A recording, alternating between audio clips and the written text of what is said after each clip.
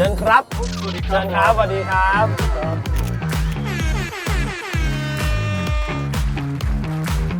บเชียสวยว่ะนี่เริ่มเมื่อไหร่อะบ้านอะ เริ่มแล้วพี่ เริ่มแล้วด้วยเหรอ เริ่มแล้วแล้วเสร็จเมื่อไหร่ น่าจะปีหน้ากลางปีอะไรเงี้ยครับ แล้วขายเมื่อไหร่ บ้านไม่ขายแต่คอนโดขายเอาไป แถวไหนอะ ไว้โปะ ไปอยู่ไหน พุทธมณฑลสายหนึ่งของ โอ้ ของก๊อฟน่าจะเสร็จก่อนของไม้เนาะ ไม้คอนโด5 ปีแล้วเนี่ยยังไม่เสร็จเลย แต่ว่ามันไม่ค่อยได้อยู่เมืองไทยปะ ไม่ค่อยได้อยู่ครับผม ใช่ปะตอนนี้หลักๆอยู่ที่ไหนครับ จริงๆ ตอนปีนี้ผมมากลับมาเบสที่อยู่เบสอยู่ที่ไทย แต่ว่าบินทุกเดือนเลยครับก็บินอยู่ดีใช่บินเยอะกว่าแต่ก่อนด้วย จริงเหรอ แต่ก่อน ใช่เพราะว่า มันเบสที่จีนมันก็เลยไม่จำเป็นต้องบินไปบินมาตอนนี้คือแบบบินเดือนละประมาณ2 ทริป 3 ทริปได้ อยู่นู่นคือไปอยู่คอนโดเหรอครับเช่าอยู่ เมื่อก่อนเนี่ยผมแบบอยู่แต่โรงแรมอย่างเดียวเลยแล้วแบบมันแพงมาก ผมก็เลยไปพวกแบบเช่าอยู่แบบพวกเซอร์วิสอพาร์ตเมนต์อะไรพวกเนี้ยฮะมันก็จะสะดวกกว่า มันจะเบาลงนิดนึง ก็ไม่นิด พี่โอรู้ป่าวว่าสองคนนี้อยู่โรงเรียนเดียวกันกับพลอยนะ จริงเหรอ ใช่โรงเรียนเดียวกันเจอกันตั้งแต่ รุ่นเดียวกัน รุ่นพี่ ไม่พลอยรุ่นเดียวกันกับพี่เขา จำได้สมัยก่อน รุ่นพี่แบงค์ สมัยก่อน พี่แบงค์ พี่พลอยเขาจะแบบผมสั้นแบบ ผมสั้ สั้ น นมากๆแล้วก็ นี่ก็ เฮ้ย สั้น เขาฮอตเอางี้เขาฮอตไหม ฮอตฮอตนี่เขาฮอตเลยครับ ผู้ชายจีบเยอะไหมผู้ชายจีบเยอะไหมผู้ชายจีบเยอะไหม ฉันเป็นเพื่อนกับพี่ชายเขา ไม่ได้ไม่เกี่ยวไม่ได้อยากรู้เรื่องนั้นไม่อยากรู้ว่าผู้ชายจีบเยอะไหม ฮอตอยู่ฮอตอยู่ ผมจำได้ว่าใส่รองเท้าที่เป็นรองเท้าใหญ่ๆแล้วก็มี แล้วก็ชอบ เหล็ก ชอบ ข้างหน้า ชอบเพื่อนพี่อะ เหล็กข้างหน้า คนไหน โมโมโกะ อ๋อญี่ปุ่น ญี่ปุ่น โอ้โหไม่รู้อยู่ไหนแล้วอะตอนเนี้ย แต่ว่าพลอยเป็นเพื่อนอยู่ห้องเดียวกันกับแบงค์ พี่แบงค์แซนแบงค์อะไร แซ วะ นแบงค์แซนแบงค์ แล้ว ใช่ แอนนี่อ่ะแอนนี่ อัน เป็ นี้ น แฟน เพื่อน ก๊อฟ กับ อันนี้ใช่คนละอันนี้ คนละ คนละนี่ เล่นเองเหรอแอนนี่ในวงพลอยอ่ะเป็น กิ๊กพี่แซน อุ้ย เป็นแบบ อุ้ย คุยกับ นี่ แฟน ข่าวเขียนตรงนี้เลย เขียน ข่าวเขียนเนื้อหาตรงนี้เลย แต่ว่าแอนนี่ สร้างงานให้บ้านเขาอีกแล้ว สร้างงานให้บ้านเขา แล้วตอนอยู่โรงเรียนเคยเห็นไหมป่ะครับ น้องจิ๋วมาก ไม้ตัว จิ๋วเลยอ่ะเป็นแบบผมฟูผมใหญ่ตัวเล็ก หัวโต วิ่งไปวิ่งมาแบ เสีย บ ดายเนาะตอนนั้นไม้เด็กไป เฮ้ เฮ้ ย ย โดนแล้วพลอย จิ๋วมากจิ๋วมากแล้วพลอยคืออะไรรู้ป่ะไม่คิดว่าเขาจะตัวสูงขนาดนี้เว้ยเพราะเขาตัวเล็กมาก ใช่ตัวเล็กมากจริงๆแต่ก่อนเหมือนแบบ เล็กมาก เหมือนเป็นแบบ ใช่ เขาเรียกว่าอะไรป่วยหรืออะไรอะเหมือนเป็นเอเลี่ยนอะหัวใหญ่ๆแล้ว หัวใหญ่ แต่ตัวเล็กจิ๋ว เนิร์ เป็ ด นน้อง เนิร์ดกว่ากอล์ฟอีก เป็นเด็กเนิร์ดใช่ตอนอยู่โรงเรียนเป็นเด็กเนิร์ดแบบใส่ เนิ แว่ ร์ด น เลยเหรอ แล้วก็ ไม่ถึงกับเนิร์ดนะแต่ก็เป็น อยู่ แบบ เป็น สตอ แก๊ ก ง เกอร์เป็นสตอกเป็นสตอกเกอร์เดินตามผู้หญิง จริงเหรอ เดินตามรุ่นพี่อย่าง จิ๋ เงี้ วย เหรอ อะ เดินตามรุ่นพี่ จิ๋วอะ คือตอนนั้นอะไม่รู้ชื่อเขาก็เลยเรียกเขาว่าพี่หน้าสวย พี่น่าสวย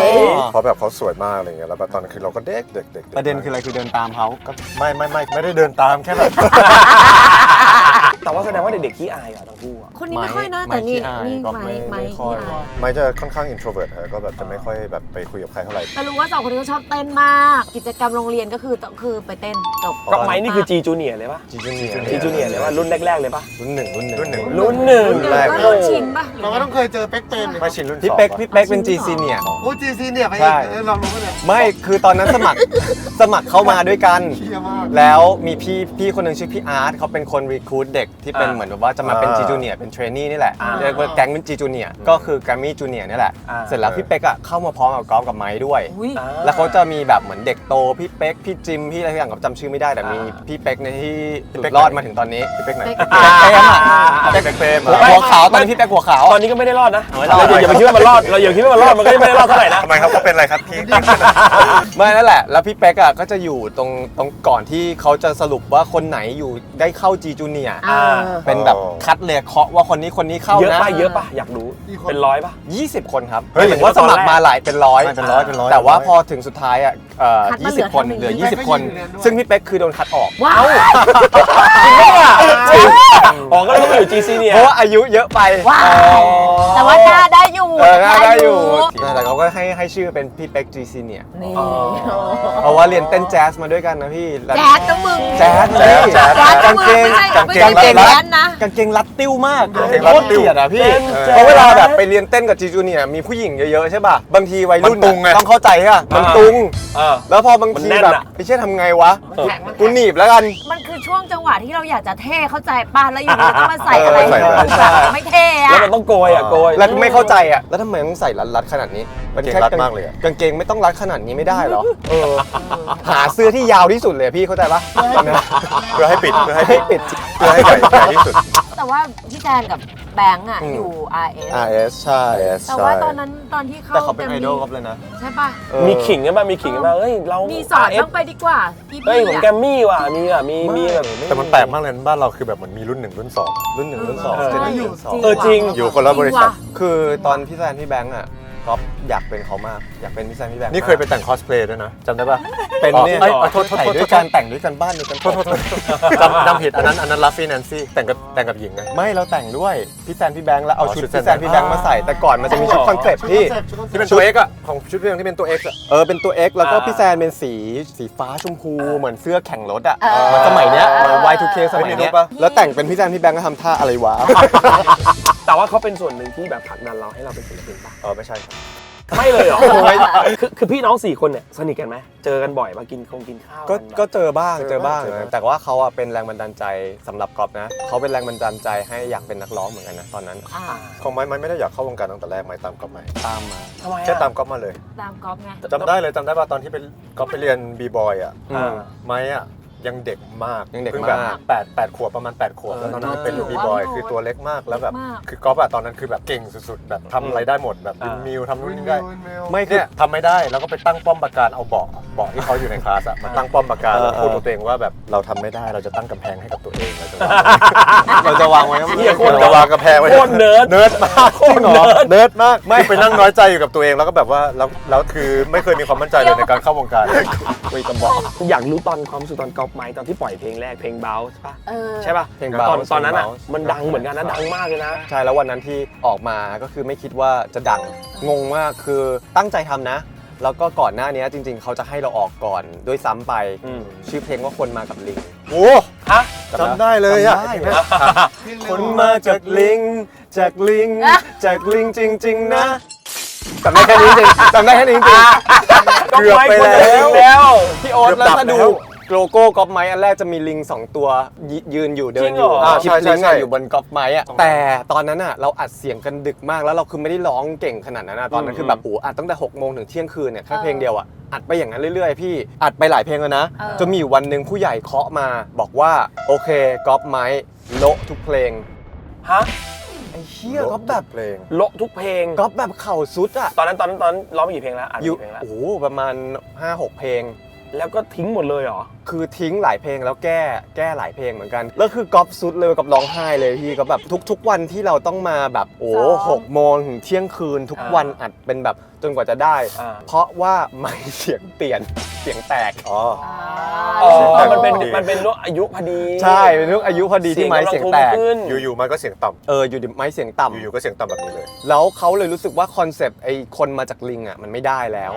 แล้วมันโตขึ้นตัวยืดขึ้น เพราะฉะนั้นเขาจะต้องโละเพลงคนมาจากลิงออกโละเพลงนั้นเพลงนี้ออกแล้วปรับใหม่เพื่อให้คอนเซปต์มันโตขึ้นมันรายการมาเป็นบาล โชคดีนะ ใช่โชคดีนะ โชคดี ขอบคุณหรือยัง ขอบคุณครับขอบคุณที่เสียงเปลี่ยนครับ ขอบคุณที่ตัวยืดครับ ครับผมตัวยืดครับ ไม่งั้นได้คนมาจากลิงก์แน่นอน ใช่ คนมาจากลิงจริงๆ แต่ว่าเบลตอนนั้นออกมาดังมากนะ ดัง ใช่ มาก คือเชื่อป่ะเราเคยเดินอยู่บนคลองเว้ยแล้วก๊อฟไม้มา ไม่รู้ก๊อฟหรือไม้อะไปซื้ออะไรหรือทำอะไรสักอย่างก็ไม่รู้อะตอนนั้นซื้อเกมอยู่ร้านพี่โจชั้น 5 เฮ้ยก๊อฟแน่เลยพี่ ซื้อเกมอยู่ร้านพี่โจแล้วเหมือนเดินลงมาแล้วได้ยินเสียงเด็กผู้หญิงกรี๊ดเว้ยแล้ววิ่งเหมือนแบบก็ไม่เงี้ย ถ้าไม่ใช่งานอ่ะเป็นก๊อฟเพราะว่า ใช่ ก๊อฟซื้อร้านเดียวกัน ใช่เฮ้ยคนกรี๊ดเฮียอะไรกันวะแบบตกใจสักพักหนึ่งเลยรู้ว่าร้านค้าแถวนั้นเขาพูดว่าก๊อฟไม้มา แล้วสมัยก่อนเวลาเดินสยามอะจะชอบโดนล้อ เฮ้ย bounce ว่ะ bounce เนี่ยพวกผู้ชายชอบล้อ ผู้ชายชอบ bounce ล้อเงี้ย ถ้าเป็นพี่ตอนนั้นพี่ง่ายเลยนะถ้าแบบเฮ้ยเฮียมึงเบาเอ้าพี่เบามาง่ายกว่าเพื่อนสบายดิไปดิ โอ้ยพี่โอ๊ต ไปดิพี่เบา ไม่รู้จักพี่ก่อนหน้านี้วะ แล้วมึงสบายแล้วถ้าเป็นกูออกตลกเลยเมื่อกี้แต่ว่าเราจริงเรามีความเกี่ยวข้องกันบ่อยมากนะทั้งก๊อฟทั้งไม้ทั้งคู่เลย ไม่ร้องไกด์ป่ะ ไกด์เพลงแรกในชีวิตอ่ะกูร้องให้ก๊อฟไม้นะ หรอ บอกกับฉันว่าเธอไม่รัก หรอ จริงเหรอ เพลงแรกในชีวิตที่ร้องไกด์ เพราะเวอร์ชันเราอีก จริงพี่ แล้วโคตรโชคดีเลยเว้ยเพราะว่าตอนนั้นเราเรียนรังสิตและอาจารย์แซกอะพี่แซกอะเป็นคนทำเพลง อ๋อ นี้ พี่แซก แล้วพี่แซกก็บอกว่าเฮ้ยโอ๊ตลองมาร้องไกด์หน่อยตอนนั้นเพิ่งประกวดดนตรีเสร็จแล้วบอกเฮ้ยลองมาร้องหน่อยก็เลยร้องเพลงเนี้ยแล้วนั่นคือได้เงินเพลงแรกที่ร้องไกด์เลยไว้จำได้เลย 3,000 บาทไอ้เหี้ยเพลงแรกในชีวิตเลย จริงหรือไม่ครับคุณก๊อฟไหมครับที่คุณแยกกันเพราะคุณทะเลาะกันจริงไหมฮะ ทะเลาะกันเหรอทะ อัน เลาะ นี้ กัน เขาลือไปทั่วแกรมมี่เลยนะ เขาลือ เรียกว่าไม่ลือทั่วแกรมมี่เรียกว่าลือทั่วประเทศ ทะเลาะกัน คุณทะเลาะกันจริงไหมคุณต้องแก้ข่าว ทะเลาะกันบ่อยอยู่นะนาง ต่อยแม่งเลยโอ้ไม่ใช่ ไม่แต่ว่าพี่น้องกันทะเลาะกันนี่เรื่องปกติ เรื่องปกติเลย พี่น้องเรา มี สี่คน ทะเลาะกั ผู้ชายล้วนอ่ะก็ทะเลาะกัน ทะเลาะกันบ้าง พี่ชายคนโตก็ทะเลาะกันแบบทะเลาะกันจริงจังเลยนะ แต่สำหรับก๊อฟอะคือตอนนั้นอะมันเป็นข่าวยังไงเขาก็ต้องตีว่าทะเลาะกันอยู่แล้วถึงแยกเพราะมันยังไม่มีการโซโล่เดบิวต์เลย ซึ่งแต่ก่อนอะคือด้วยความที่เราเด็กมาก แล้วพอเรากำลังอยู่ช่วงวัยที่โตอะมันมีความที่เราอยากจะแบบเฮ้ยฉันอยากจะให้คนรู้จักฉันในตัวที่เป็นกอล์ฟอะไรวะที่ไม่ใช่กอล์ฟไม้อะเพราะว่าทุกคนจะเรียกกอล์ฟไม้ ทุกวันนี้ก็ยังเรียกกอล์ฟ ใค ไม ร ค์ไปไหนคนเดียวคนก็เรียกกอล์ฟไมค์อยู่ดี แล้วคนอยากรู้จักกอล์ฟอะไรกอล์ฟพิชยะไม้อะไรไม้พิรัตคือทำยังไงให้คนรู้จักตัวตนของแต่ละคนได้มากมันก็เลยเกิดการแยกเกิดขึ้น แล้วหลังจากนั้นก็เลยแยกแล้วก็ทำอัลบั้มและอีกนานมากกว่าจะหมดสัญญากว่าจะแบบเป็นตามเส้นทางตัวเอง คนละกี่เพลง คนละอัลบั้มเลยปะ ถึงอัลบั้มมันน่าจะเป็นซิงเกิลแต่ของก๊อฟทำเป็นมินิอัลบั้มอะไรอย่างเงี้ยครับใช่ เนี่ยไอ้แก็บตรงเนี้ยที่มันหายไปเนี่ยหลังจากก็ไม้แยกใช่ป่ะแล้วมันก็จะเงียบไปแล้วก็หายไปช่วงหนึ่งอะ ไปทำอะไร เนี่ยหายไปไหนกันมาวะ ของผมไปสายนักแสดงครับ แล้วไปอยู่ตรงนั้นได้ยังไงอะอยู่ เนี่ย นี่ อัน แบบ เนี้ยก็ต้องอยากรู้ว่าอยาก ไปเป็นนักแสดงที่จีนได้ยังไงไปอยู่ตรงนู้นได้ยังไงอะไรอย่างเงี้ยมันหายไป ไป ช่ว อง ยู่ หนึ่ง จีนได้ยังไงใช่ไหมก็หลังจากแยกกอล์ฟไมค์ไปเนี่ยผมก็ไปสายนักแสดงสักพักหนึ่งแล้วทีนี้ก็อย่างที่เห็นกันก็คือเกิดเรื่องข่าวต่างๆขึ้น ก็เละเทะประมาณหนึ่งเนาะ เละเทะ แล้ว โอเค แล้วเราแค่รู้สึกว่าตอนนั้นเนี่ยคือเหมือนกับเราไม่มีที่ยืนเราไม่มีที่อยู่เราไม่มีที่ให้เรายืนสำหรับเราในประเทศนี้แล้วอะไรเงี้ย เราคิดอย่างนั้น เราคิดอย่างนั้น น้อยใจ ทุกคนมองอย่างนั้นแล้วเวลาผมไปข้างนอกเนี่ยผมก็จะแบบเหมือนเป็นภาวะโรคภาวะที่แบบ เข้าใจ กังวลอยู่ตลอดเวลา แพ ว่า นิ แบ ค บ เลยใช่ป่ะเจอคนเยอะๆ ใช่เขากำลังด่าเราอยู่ในใจเขากำลังคิดอะไร เรา อย่าง คิด เงี้ย ปะวะ แม้กระทั่งในวงการเนี่ยผมก็ไม่สามารถที่จะออกไปแบบวันเกิดเพื่อนวันเกิดรุ่นพี่ในวงการเงี้ยผมไปแล้วผมก็จะอ้วกเพราะว่าคือผมก็จะคิดตลอดว่าแบบดาราคนนี้เขาต้องคิดแย่กับเราแน่เลยคนนี้เขามองเราด้วยสายตาแบบนี้แน่เลยตอนนั้นผมก็เลยตัดสินใจว่าโอเค ไปเริ่มต้นใหม่ ถ้าทางข้างหน้ามันตันผมก็แค่ต้องเลี้ยวซ้ายเลี้ยวขวาแค่นั้นเอง อืม แล้วตอนนั้นมันก็มีโอกาสมาพอดีผมก็เลยแบบลองไปประเทศจีน แล้วโอกาสตัวนั้นมันมายังไงอะใครมาติดต่อใคร คือเขามาติดต่อครับเขามาติดต่อคืออันนี้ก็แบบว่าแย่มากนะคนเนี้ย คนแรก คนแรกไปแล้วโดนโกงเลย โอเค เละเทะมา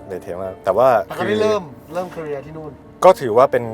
็นคิกสตาร์ทที่ดีแล้วก็ ประสบการณ์ ก็เป็นประสบการณ์มันก็ได้อย่างเสียอย่างนี่คือ แล้วหลังจากนั้นผมก็อยู่จีนยาวๆเลยแล้วพอผมไปที่นู่นแล้วผมรู้สึกที่ผมตอนอยู่ไทยพวกเนี้ยมันหายไปหมดเลย คอมฟอร์ทโซนเนาะ ไปเริ่ม คือมัน ให ก็เลยกลายเป็นคอมฟอร์ทโซน อืม แล้วการที่ผมกลับมารอบเนี้ยก็คือผมเอาตรงๆกลับมาทำคอนเสิร์ตกับไมค์เนี่ยคือ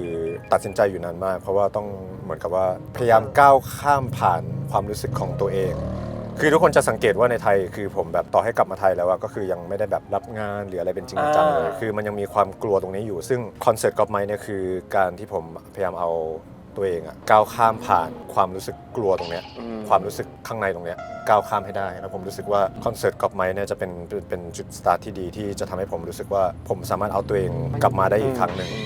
เป็นหมุดหมายที่ปักไว้ว่าแบบโอเค ใช่ เริ่มต้น ใช่ ใหม่แล้วนะ ทำให้ประเทศไทยกลับมาเป็นคอมฟอร์ทโซนอีกรอบ ใช่ใช่ คือสิ่งเนี้ยคือไม่มีใครสามารถช่วยได้นอกจากตัวเอง ตัวเองใช่ต้องหาวิธีทุกวิธี เพราะว่า ใช่ ถึงแม้ว่าก๊อฟจะช่วยหรือคนอื่นพ่อแม่หรือใครก็ตามที่จะมาพูดเนี้ยมันก็ไม่เหมือน ไม่เหมือนกัน เขาไม่ได้โดนเองเนาะ เรื่องพวกนี้คือมันไม่มีใครช่วยได้มันต้องช่วยด้วยตัวเอง เราต้องก้าวข้ามมันให้ได้ด้วยตัวเองแค่นั้น แต่ว่าถือว่าเก่งมากนะไปที่นู่นแล้ว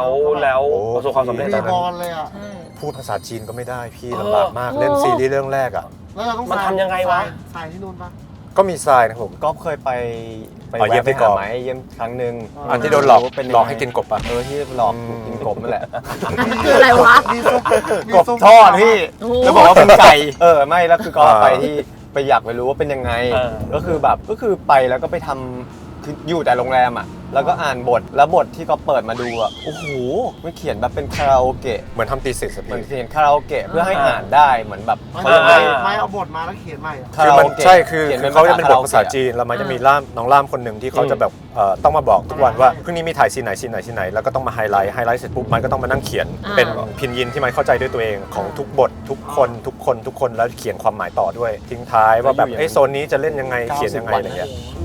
ประมาณ 90 วันถ่ายทุกวันติดกันไม่มีวันหยุดะร ไม่เหมือน งี้ย ที่ไทยนะที่แบบมีวันหยุด มันก็จะเหมือนเราอ่าน entrance exam แบบทุกวันอะไรเงี้ยมันก็จะแบบค่อนข้างที่จะหนักในช่วงแรก ก็ถ่าย ตอน แบบ พูด ถ่าย จีน ทุกวัน ไม่ อ ได้ ย่างนั้นเลยเหรอ จบเลย ถ่ายรวดแล้วจบเลย แล้วกระแสตอบรับเรื่องแรกเป็นไง โอ้ดีมากเลยตอนนั้นแบบว่าเรื่องแรกก็ได้เล่นเป็นแบบกำลังภายใน ใส่วิกใส่อะไรตื่นเต้น ช มา อก บดูมาก ใช่แบบคือผมชอบอะไรพวกนี้มากเลยแล้วผมแบบได้ไปเล่นเรื่อง เขา แร สุ ก ดนะ ซูเปอร์ฮีโร่นะ สุดนะ สุดมากจริงๆ ต้อง ครับ ยอมนะ สุดมากครับผม แต่ภาษามันยากนุ้ย ภาษานี่ผมเพิ่งเริ่มเรียนเมื่อปีที่แล้วเอง จริงเหรอ เหรอ จริง แต่ เหร ว่า อ แล้วดีขึ้นมาตอนนี้ เพราะว่าปกติแล้วผมมันเป็นแบบ scripted ถูกไหมเวลา อ่า ถ่ายละครเป็น scripted เพราะฉะนั้นผมใช้ท่องจำเอาได้ อ่า แต่ว่าพอมันเป็นแบบรายการ reality show ที่ผมไปมาอย่างเงี้ย เออ คือพอมันเป็น reality มันไม่มีมัน non scripted อ่า คือเราต้องพูดแบบอย่างเงี้ยเหมือนเราคุยกันอย่างเงี้ย อ่า ซึ่งตายหาไม่เคยพูดสนทนาอย่างงี้กับใครเลยมาก่อนอย่างเงี้ย เออ ปกติไปรายการอื่นๆ เราก็ท่องจำเอาหมดเลยอย่างเงี้ย เออ เลยแบบอ่ะ เพิ่งเริ่มเรียน ใช่ปีที่แล้วก็เลยควอรันทีนผมควอรันทีนอยู่ 4 เดือนควอรันทีน4 เดือนเนี่ยผมก็เลยแบบเฮ้ยแล้วต้องทำตัวให้เป็นประโยชน์ เราก็เลยเรียนออนไลน์กับครูจีน ว้าว 4 เดือนเรียนแค่พูดคุยพูดฟังอย่างเดียว อ่านเขียนผมไม่ได้เลย ก็คืออยู่ใช้ชีวิตอยู่ได้แบบไม่ตายละ ใช่ตอนนี้ก็คือแบบว่ามีความสุขขึ้นเยอะเพราะว่าเราสามารถที่จะสนทนาแล้วเรา make friend กับแบบคนจีนได้แล้ว อ่า ใช่สั่งอาหารได้พูดคุยได้เล่นตลกได้อะไรอย่างเงี้ยคือแบบมันแบบฟินมากเลยเอาจริง แล้วมาอยู่จีนมากี่ปีแล้วครับ น่าจะ8แล้วมั้งครับ แล้วว่า7 เร็ ปี ว ก่อน ขนาดนั้น 7 ปีก่อนหน้านี้ก็คือท่องอย่างเดียวเลย ท่องอย่างเดียวฮะท่องอย่างเดียวมาโดยตลอด ก๊อฟล่ะ 7 ปีแบบที่ผ่านมาตอ เห็น ที่ คนนี้ ไป จะเป็นคอนเทนต์ไปแล้วนะ คนนี้เขา เนี่ย ยูทูบเบอร์ยูทูบเบอร์ จริง สุด ๆจริง ๆ ตอนแรกที่ออกมาก็เขวเหมือนกันเพราะว่าเอาจริงๆใจเราคือรักการร้องเพลงมาก การเพอร์ฟอร์มอย่างเงี้ยแล้วพอมันหายไปตอนแรกก็แบบอึ้งไปเหมือนกันว่าเอ้ยยังไงต่อดีวะ เอออ อะไรเงี้ยก็เลยแบบตอนแรกคือก็แอนตี้การแสดงมากพี่ เขาสลับกันเลยเนาะ ใช่แต่สุดท้ายเข้าไปนะ เพราะว่ายอมเปิดใจแต่คือตอนแรกครั้งแรกที่แอนตี้คือแค่คิดแบบ ทำไมเราจะต้องเอาอารมณ์ที่เราไม่ได้อยากแบบไม่ได้อยากร้องไห้ไม่อยากเสียใจอะทำไมกูต้องไปเค้นออกมาตอนนั้นอะไรแบบเนี้ยคิดอย่างนั้นตอนนั้นแล้วก็มีกำแพงกับการแสดงด้วยชีวิตที่มันเปลี่ยนไปยุคสมัยที่มันเปลี่ยนไปอะเนาะเราก็รู้สึกว่าโอเค เราต้องลองเปิดใจเพื่อ adapt เล่นละ มันอาจจะเหมือนตอนที่เราร้องเพลงตอนแรกเราก็ไม่ชอบใช่ป่ะพอเราได้ลองมันอะเราก็รู้สึกว่าโอเคมันก็ not bad เราก็ชอบ แล้วทำไมเราจะไม่สามารถลองกับการแสดงได้บ้าง หลังจากนั้นก็เลยเริ่มลองเข้าการแสดงบ้างอย่างเงี้ยครับก็เลยเริ่มเล่นซิทคอมบ้างเล่นละครบ้างอะไรเงี้ยซึ่งแบบแรก ๆ ก็คือรู้เลยว่าเล่นแย่มาก แล้วก็มาดูว่าพัฒนาตัวเองยังไงอะไรเงี้ยครับ ก็ทำไปเรื่อยจนก็ได้มีละครนั่นนู่นนี่มากขึ้น แล้วก็หลังๆก็เริ่มรู้สึกว่าแบบอยากทำอะไรที่มันสบายใจ มีความสุขอะไรวะที่เราทำแล้วเราแบบไม่ต้องตีกรอบตัวเองอยู่ในเหมือนไปกองทุกวันแล้วแบบเราชอบมันจริงหรือเปล่าวะกับการที่นั่งอยู่เฉย อืม ๆทั้งวันรอเข้าซีนละคร แล้วก็เลยคิดว่าแบบงั้นต้องมีงานอะไรบางอย่างที่เราอยู่ในวงการได้โดยที่เรา ชอบด้วยใช่ปะ ชอบด้วยมี passion แล้วทำเองได้ในหลาย ๆ อย่าง มันก็เลยเริ่มมากลายเป็น YouTube อ่า อ่า รู้สึกลองเริ่มเพราะตอนที่เริ่มตอนแรกคือก็งงๆเหมือนกันเพราะว่าเคยมีช่อง YouTube อยู่คนตาม 30,000แต่แล้วเสือกไปทำแบบอะไรไม่รู้เกี่ยวกับการ wallet อะ อ่า ทำผิดพลาดมันล็อก อ่า ตายแล้ว เริ่ม เริ่มใหม่เลย เปิดช่องใหม่นับศูนย์ใหม่หมด อ่า อะไรแบบเนี้ยก็เหมือนล้มลุกคลุกคลานมา แล้วค ผ่า อน นเทนต์ทั้งหมดนี่ ประสบ ก็ การณ์ คิดเองหมดเลยป่ะเพราะ ใช่ ไม่ได้มีครีเอทีฟช่วยใช่ป่ะ คือหลัง ไป ๆ เอง เริ่มมีครีเอทีฟเริ่มเป็นพี่ฝนเนี่ยพี่ฝนก็เริ่มมาช่วยก๊อฟ อ่า ในบางอันอะไรเงี้ยครับ อ่า แต่ตั้งแต่ที่ผ่านมาคือจะคิดเองหมดเลย เหมือนจะเป็นค่อนข้างเป็นวันแมน อืม แบบไปเรื่อยๆ เพราะว่า แล้ก็จ้างทีมโปรดักชั่นเอง ใช่มีทีมโปรดักชันมาถ่ายอะไรเงี้ยครับแล้วก็ตอนแรกๆตัดต่อเองด้วยแรกๆเลยนะครับแรกๆสุดเลย นางอะชอบตัดต่อ ตั ฉั ด น ต่ ทำได้ อ ไม่แต่นั้นเก่งนะเนี่ยโปสเตอร์งานก๊อฟไหมอะ ทำปก ที่เราเข้าไปดูอะ สวยมากนี่ทำ ปก เก่งมาก ถูกไหมก๊อฟจะมาแนวสายกราฟิกแนวสายอาร์ตอะไรเงี้ยครับใช่อะไรที่เป็นแบบอย่างทุกวันนี้ปก YouTube ก็ยังทำเองอยู่ อ่า ใช่เพราะว่าแบบก๊อฟทำแบบปุ๊บ5 นาทีจบ เพราะว่าก๊อฟเสถียรกับ Photoshop มากๆอย่างเงี้ยก็สุดท้ายมันก็มารู้สึกอยู่ที่ความสบายใจที่แบบเฮ้ยทำ YouTube มีลูกค้าเข้าได้ไปเที่ยว ได้รีวิวของเล่นได้ทำอะไรที่เราชอบในขณะที่แต่ก่อนมันไม่สามารถมาทำอะไรแบบนี้ได้อะไร โชว์ได้ เงี้ย ขนาดนี้ ใช่เพราะแบบว่ามันก็แบบแต่ก่อนมาคนก็อาจจะคิดว่าขัดกับลุคเนาะอะไรเงี้ยแบบมาเล่นของเล่นอะไรเงี้ยแต่ยุคนี้คือความเป็นแบบสะสมของเล่นคือคนเข้าใจคือคนอะไรเงี้ยมันมีความแบบยุคสมัยที่เปลี่ยนไปอะเนาะแล้วก็รู้สึกว่าก็จะต่างกับไม้ตรงที่ไม้อาจจะอยู่ในกฎเกณฑ์ได้ แล้วแบบอย่างไปถ่ายที่จีนเงี้ยไม้สามารถ จะ อยู่ มี ในกอง จะ ได้ มีกฎเกณฑ์ค่อนข้างเยอะนู่นนั่นนี่ ใช่ อะไร ก๊อฟเป็นคนที่แบบไม่เอาเลยก๊อฟรู้สึกว่าอย่ามาบังคับเราฉันมีชีวิตของฉันวันไลฟ์อ่ะเพราะฉะนั้นแล้วก๊อฟก็แบบรู้สึกว่าก๊อฟจะต้องทำอะไรที่ก๊อฟมีความสุข ชอบ ต่อให้มันจะไม่ได้ตังค์แบบเยอะมากโอ้โหแบบมหาศาลได้มาประมาณนึงแค่ แค่ แบ เรา บ ก็เริ่มคิดอย่างนี้แล้วเหมือนกัน เฮ้ย เหนื่อย มาเจอ90 วันก็ไปเจอ90 วัน เรา ก็ มี ไป ความสุขกับ กับแค่เนี้ยแล้วเราไม่ได้ทรมานหรือเราแบบแบกภาระจนเกินไป แล้วเรามีความสุขเราก็แฮปปี้นั่นแห แต่ ละ คอนเทนต์ก็เก่งนะเราดูตลอดเลย มันยังมีบางอันที่แบบทำแล้วก็เสียตังค์อะนารูโตะพี่ อ่า ซื้อไม้นานมากไงไม้เฮ้ยจะขอทำนารูโตะหน่อยว่ะรับรองว่าจะทำโปรดักชั่นจ่ายไป400,000นะทั้งหมดอะพี่ เฮีย โอ้โห ไม่ได้อะไรด้วยนะไม่โมเนทายซ์ด้วยนะ ไม่โมเนทายซ์เพราะว่ากลัวแบบว่าเป็นงานลิขสิทธิ์นารูโตะใช่ป่ะ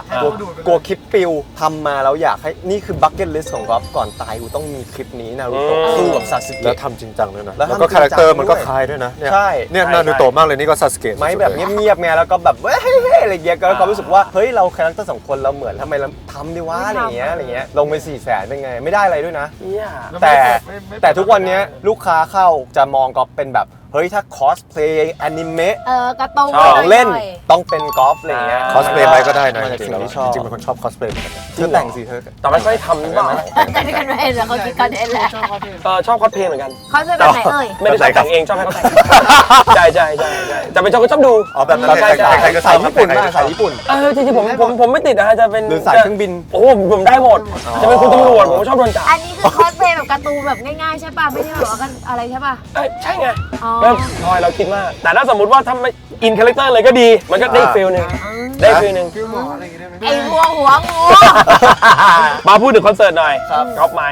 ใครเป็นคนจัดอันนี้จัดเองหรือยังไง เริ่มคิดคือพวกเราที่อยากทำ มีอินเวสเตอร์อะไร มี เงี้ย อินเวสเตอร์ โอเค ใช่แต่ว่าเราอ่ะเป็นคนที่เริ่มคิดว่าอยากจะทำ ใช่ แล้วก็ ใช่ ชวนกันอะไรเงี้ยแล้วก็ แล้วก็มีคนสนใจอะไรเงี้ยแล้วเขาก็มาแบบว่าโอเคมาเริ่มโปรเจกต์ ใช่ แม้ว่าไม่เกี่ยวกับกันมันมี ไม่ทำเองไม่เกี่ยวกับแกรมมี่แต่ว่าขอซื้อลิขสิทธิ์เพลง ลิขสิทธิ์ มาใช่ครับเป็น ที่ไหน ครับ ยังไงครับ มีที่ Impact Arena ครับ แล้วความพิเศษของคอนเสิร์ตเราคนแม่งไม่ได้ดูคอนเสิร์ตก็ไม่นานมากเลยนะ ครับ สุดท้ายเล่นคอนเสิร์ตด้วยกันนี่กี่ปีแล้วเป็น10ป่ะ 14 14ประมาณ14 ปี ขึ้น ได้ ขึ้นพร้อมกันนะที่ขึ้นพร้อมกัน คือทุกคนเขา reunion กันไปหมดแล้วอะวงอื่นอะ เออ เหลือแค่วงเราวงเดียวที่ยังไม่ได้เริ่ม reunion เลย เหลือรอให้ไม้ก้าวข้ามกัน เข้ามาแพงก่อน พี่ว่าขอคอนเนี่ยกูไปทุบกำแพงหน่อย ไม่เชี่ยเราก็ทำเพลงแบบบ้าวที่เหมือนเราคุยเมื่อกี้ บ้าว บ้าว บ้าว วาพรือหนองเศร้าเนี่ยเราก็ไปอย่างนั้นเลย ไม่โดนลิขสิทธิ์ด้วยเราก็หลบลิขสิทธิ์ ผมว่าจ่ายดีกว่า แล้ววันที่ วันที่ 2 ธันวาคม 2 ธันวา ใช่ โอเค ความพิเศษใช่ไหม กี่รอบครับรอบเดียว รอบเดียวครับ รอบเดียว ตอนนี้ยังเป็นรอบเดียวอยู่ แกสเยอะไหมครับแกสเยอะไหม เฮ้ยโอ้โหนี่ไอ้เหี้ย เกสนะฮะ แต่ไม่ต้องบอกว่าใครแต่อยากรู้ว่า อุบไปก่อน คิด อุบ ไว้ ไปก่อน คิดไว้ เยอะไหม ก็ เยอะ น่า มั้งครับ หรือว่าชวนๆไปก่อนเดี๋ยวลองก็ตอบ ชวนๆว่าต่อ ทิ้งไว้ก่อนพิมพ์ทิ้งไว้ก่อน จริงๆเกสเรามีอยู่แล้ว ยังไงก็มีอยู่แล้ว อ่า แต่หลักๆอ่ะเราจะเป็นเน้นเรื่องความคิดถึงให้คนที่เขามาดูรู้สึกได้ย้อน ย้อนวัย วัยกลับไปเหมือนคอนเซ็ปต์ที่เรียกว่า bounce to the future มันคือก๊อฟเอาเรื่องของการ bounce เนี่ยมาเด้งกับทะลุมิติกลับไปในอดีต แล้วดึงเขาดึงมันกลับมาไว้ในอนาคต ให้เขาได้ซึมซับอดีตในวันที่เราอยู่ในอนาคตนะครับถ้าคนที่ไปดูก็จะได้นึกถึงวันวานเฮ้ยเพลงนี้ฉันเคยแบบอกหักแล้วฟังเพลงนี้ เอาจริงนะขึ้นมาเพลงแรกเบานี่เหี้ยน้ำตาแตกแล้วนะ เพราะมันคิดถึงความรู้สึกอะ เราเน้นเรื่องความรู้สึกมากนะ ใช่เราอยากให้เขาแบบได้ฟูลฟิลความคิดถึง ความรู้สึกของคน วั ดู ย ที่แบบ โตมากับเรา ได้ย้อนกลับไป ใช่ เมื่อสมัยก่อนเนี่ย ใช่ แล้วซื้อบัตรได้ที่ไหนครับ The Concert ครับ The Concert ใช่ครับ หรือแถวๆแผงตรง เดือนคอนเสิร์ตแอปพลิเคชัน The Concert Application พิเศษความพิเศษเยอะ ใช่ความพิเศษเยอะแล้วคุณจะได้เห็นเวอร์ชันของก๊อฟไมค์ในแบบที่แบบในรูปแบบใหม่ในเวอร์ชันโตขึ้นจะเต้นพร้อมกันกว่าแต่ก่อนขึ้น แล้วก็นับจังหวะตรงแล้วก็ พูดเยอะขึ้น จะมีอะไรที่ หล่อขึ้น ล้ำด้วยล้ำคือไม่ใช่แค่จะได้ย้อนยุคไปในวัยเก่า ไม่ใช่ล้อ อย่างเดียว อย่างเดียว แต่ได้เห็นครีเอทีฟใหม่ๆ ในเชิงความไซไฟความล้ำที่ กอล์ฟสูงขึ้นด้วยนิดนึงครับ ใช่ สูงเลยความสูงเลย แต่จริงๆอะน่าดูเพราะว่าสองคนนี้เขามีอะไรที่เขาชอบอยากจะนำเสนออยู่แล้ว แล้วเป็นอะไรที่แบบเวอร์ๆอยู่แล้วอะ แล้วก็ไปซื้อบัตรกันได้ที่ The Concert แล้วก็ The Concert Application คอนเสิร์ตเล่นวันที่อะไรนะครับ 2 ธันวาคม 2 ธันวาคมที่อยากดูอ่ะ นะ โอเคครับถ่ายรูปกันครับพี่บอยมาขอบคุณครับ ขอบคุณครับพี่ เฮียหนูมาก พี่บอยขอบคุณมากครับ thank you ครับ ไม่เคยได้คุยแบบลึกๆอย่างนี้เลยอ่ะ